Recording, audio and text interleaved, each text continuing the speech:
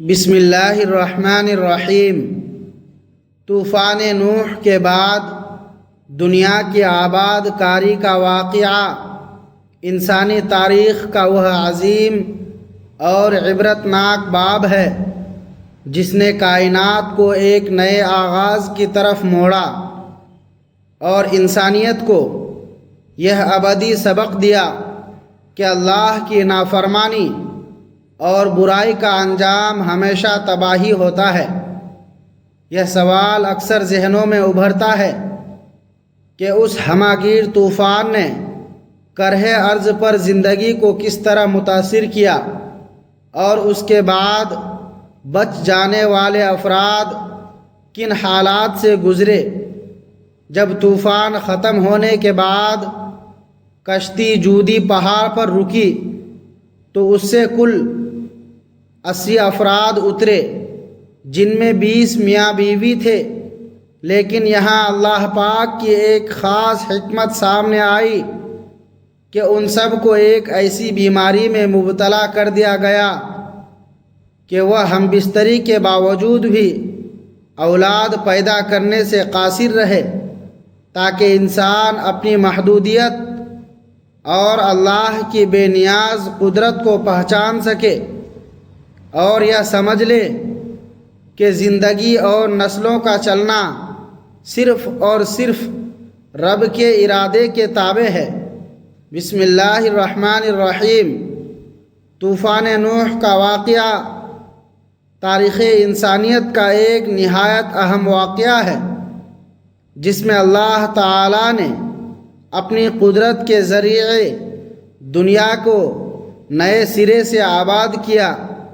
حضرت نوح علیہ السلام کو اللہ تعالی نے ایک جلیل القدر پیغمبر کے طور پر مبعوث فرمایا تاکہ وہ لوگوں کو ہدایت کی طرف بلائیں، ان کے اخلاق کی اصلاح کریں اور انہیں سمجھائیں کہ الہی احکام کے مطابق زندگی گزارنا ہی اصل کامیابی ہے، مگر لوگ اکثر اپنے مفاد اور خواہشات میں اتنے غرق ہو گئے کہ اللہ کے پیغام کو نظر انداز کرنے لگے۔ آپ نے صدیوں تک اپنے قبیلے کی رہنمائی کی، ہر دن دعا اور نصیحت کے ساتھ گزارا اور لوگوں کے تمسخر اور مذاق کے باوجود ہمت نہ ہاری۔ آپ نے ان کے سامنے ٹھوس دلائل اور نشانیاں پیش کی، مگر لوگوں کا انکار بڑھتا گیا۔ یہ کہانی ہمیں بتاتی ہے کہ انسانی زندگی میں صبر اور استقامت کا کتنا اہم مقام ہے۔ حضرت نوح علیہ السلام نے بتایا کہ ایک عظیم تباہی آنے والی ہے جو اعمال کے نتیجے میں ہوگی۔ اس طوفان کی خبروں کو سن کر بہت کم لوگ ایمان لائے، مگر ان کے دلوں میں ایمان کا ایک نیا شعور پیدا ہوا۔ آپ کے خطبات نے اس چھوٹے گروہ میں انسانیت کی نئی بنیاد رکھنے کی فکر پیدا کی۔ اللہ تعالی نے حضرت نوح کو ایک عظیم کشتی تیار کرنے کا حکم دیا جو طوفان میں محفوظ رہے گی۔ اس کشتی کے اندر ہر قسم کے جانداروں کے جوڑے شامل کیے گئے تاکہ زمین پر حیات کا تسلسل قائم رہ سکے۔ آپ نے ہر لکڑی کے ٹکڑے اور کشتی کی ساخت پر بڑی محنت کی اور مخالفین کی پرواہ کیے بغیر صرف اللہ کی رضا پر توجہ رکھی۔ اس کشتی کی تیاری میں دن رات کی محنت شامل تھی اور اللہ تعالی نے ہر چیز کی حفاظت کی ضمانت دی تھی۔ طوفان کی شدت اتنی تھی کہ زمین کے ہر کونے میں پانی بھر گیا، پہاڑ، وادیاں اور شہر سب غرق ہو گئے، مگر کشتی میں محفوظ افراد اللہ کے حکم سے زندہ رہے۔ یہ ہمیں سبق دیتا ہے کہ کہ اللہ کی ہدایت پر عمل کرنے والا ہمیشہ محفوظ رہتا ہے۔ طوفان کے بعد زمین ویران ہو گئی اور دوبارہ زندگی قائم کرنے کے لیے نئے اصول وضع ہوئے۔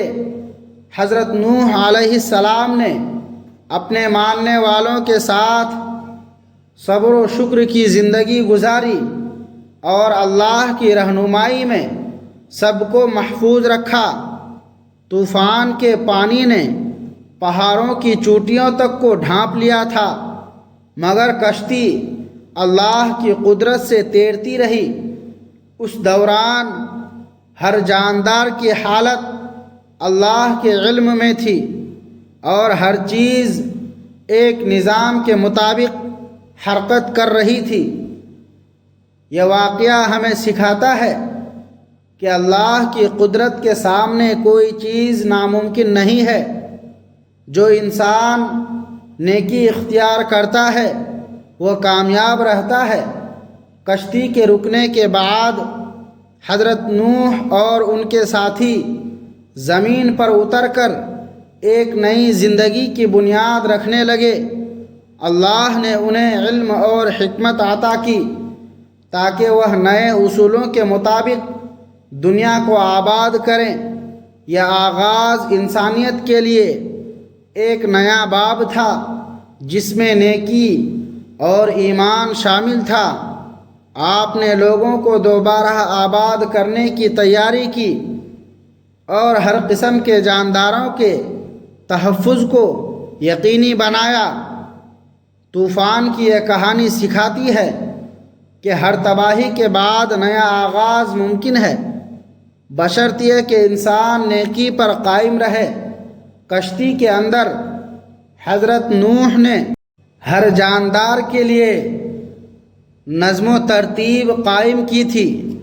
ہر جانور کو اس کی ضرورت کے مطابق خوراک فراہم کی گئی اور انسانوں کو عبادت کے ذریعے اللہ کی یاد دلائی گئی۔ طوفان کے دنوں میں کشتی اللہ کے ارادے کے مطابق پانی پر تیرتی رہی اور ہر لمحہ رحمت کا سایہ محسوس ہوتا رہا۔ یہ سب اس بات کی علامت تھا کہ فرما بردار ہمیشہ محفوظ رہیں گے۔ طوفان کے بعد جب پانی کم ہونے لگا تو آپ نے زمین کی حالت کا جائزہ لیا۔